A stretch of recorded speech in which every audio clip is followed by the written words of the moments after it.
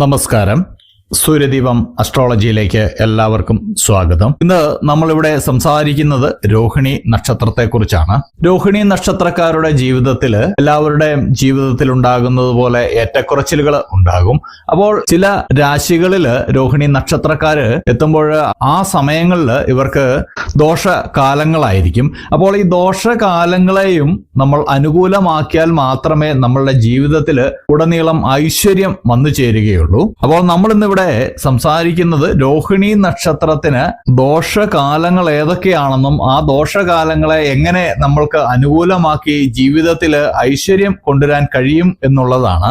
നമ്മൾ മനസ്സിലാക്കേണ്ട ഒരു കാര്യം, ഓരോ നക്ഷത്രങ്ങൾക്കും പൊതുവേ ഉള്ള ദോഷങ്ങളും ഓരോ ദശ അപഹാര കാലങ്ങളിൽ ഉണ്ടാകുന്ന ദോഷങ്ങളും ഉണ്ട്. ഇത് പരിഹരിക്കുന്നതിന് ഒരുപാട് കർമ്മങ്ങളൊക്കെ ഉണ്ട്, പരിഹാര ക്രിയകളൊക്കെ നിരവധിയാണ്.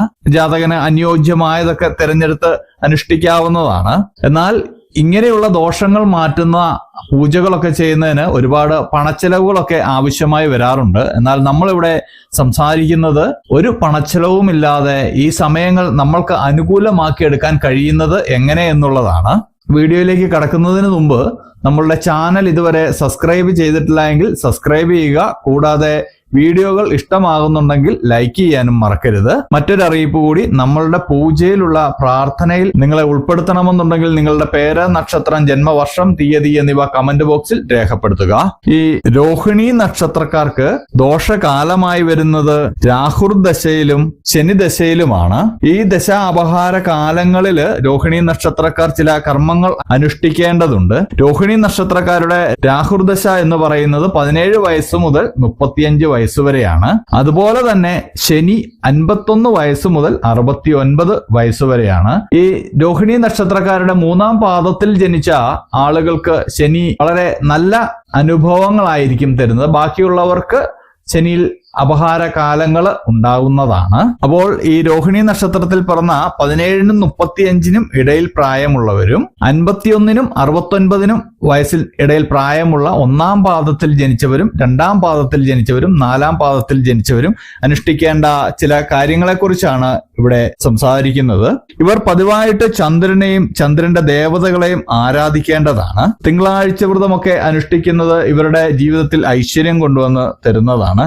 രോഹിണി നക്ഷത്രവും തിങ്കളാഴ്ചയും പൗർണമിയും ഒന്നിച്ചു വരുന്ന ദിവസങ്ങളിൽ വ്രതമെടുക്കുകയാണെങ്കിൽ ഇരട്ടി ഫലമായിട്ടാണ് ലഭിക്കുന്നത്. പൗർണമി നാളില് ദുർഗാദേവി ക്ഷേത്ര ദർശനവും അമാവാസി നാളില് ഭദ്രകാളി ദേവി ക്ഷേത്ര ദർശനവും ചെയ്യുന്നത് രോഹിണി നക്ഷത്രക്കാരെ സംബന്ധിച്ച് ജീവിതത്തിൽ ഐശ്വര്യം വരുന്നതിന് സഹായകരമാകുന്നു. കൂടാതെ തിരുവാതിര, പൂയം, മകം, പൂരാടം, ഉത്രാടം, മൂലം എന്നിവ പ്രതികൂല നക്ഷത്രങ്ങളാണ്. ഈ നക്ഷത്രങ്ങളിൽ നിങ്ങൾ ശുഭകാര്യങ്ങളൊന്നും ചെയ്യാതിരിക്കുവാൻ പ്രത്യേകം ശ്രദ്ധിക്കുക. വെള്ള, ചന്ദന നിറം എന്നിവയാണ് രോഹിണി നക്ഷത്രക്കാരുടെ അനുകൂലമായിട്ടുള്ള നിറങ്ങള്.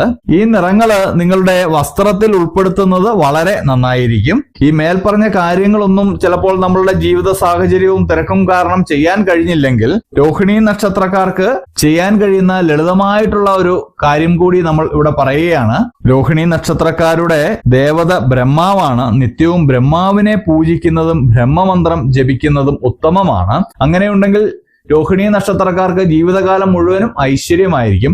ഈ മേൽപ്പറഞ്ഞ ആളുകൾ മാത്രമല്ല, രോഹിണി നക്ഷത്രത്തിൽ പിറന്ന എല്ലാവർക്കും ഈ ബ്രഹ്മമന്ത്രം ജപിക്കാവുന്നതാണ്. ബ്രഹ്മമന്ത്രം ജപിക്കുമ്പോൾ ശ്രദ്ധിക്കേണ്ട കാര്യം, പുലർക്കാലെ ഉണർന്ന് എഴുന്നേൽക്കുന്ന ഉടനെ 7 തവണ അല്ലെങ്കിൽ 31 തവണ അല്ലെങ്കിൽ 101 തവണ ഈ മന്ത്രം ജപിക്കണം. നമ്മൾ ഇവിടെ മന്ത്രം പറയുകയാണ്. ഓം ബ്രഹ്മദേവായ നമ എന്നതാണ് ബ്രഹ്മമന്ത്രം. അപ്പോൾ മേൽപ്പറഞ്ഞ കാര്യങ്ങൾ ഈ 2 ദശാകാലങ്ങളിൽ രോഹിണി നക്ഷത്രക്കാർ ശ്രദ്ധിക്കുകയാണെങ്കിൽ രോഹിണി നക്ഷത്രക്കാരുടെ ജീവിതം വളരെ ഐശ്വര്യപൂർണമായിട്ട് മുന്നോട്ട് പോകുന്നതാണ്. അപ്പോൾ വീണ്ടും നമ്മൾ ഓർമ്മിപ്പിക്കുകയാണ്, നമ്മളുടെ പൂജയിലുള്ള പ്രാർത്ഥനയിൽ നിങ്ങളെ ഉൾപ്പെടുത്തണമെന്നുണ്ടെങ്കിൽ നിങ്ങളുടെ പേര്, നക്ഷത്രം, ജന്മവർഷം, തീയതി എന്നിവ കമന്റ് ബോക്സിൽ രേഖപ്പെടുത്തുക. തീർച്ചയായിട്ടും പ്രാർത്ഥനയിൽ ഉൾപ്പെടുത്തുന്നതായിരിക്കും. അപ്പോൾ ഇതുപോലെയുള്ള വീഡിയോകൾക്കും വിശേഷങ്ങൾക്കുമായിട്ട് എൻ്റെ ചാനൽ സബ്സ്ക്രൈബ് ചെയ്യുക. ഇനിയും മറ്റൊരു വീഡിയോയുമായിട്ട് നമുക്ക് വീണ്ടും കാണാം. നന്ദി, നമസ്കാരം.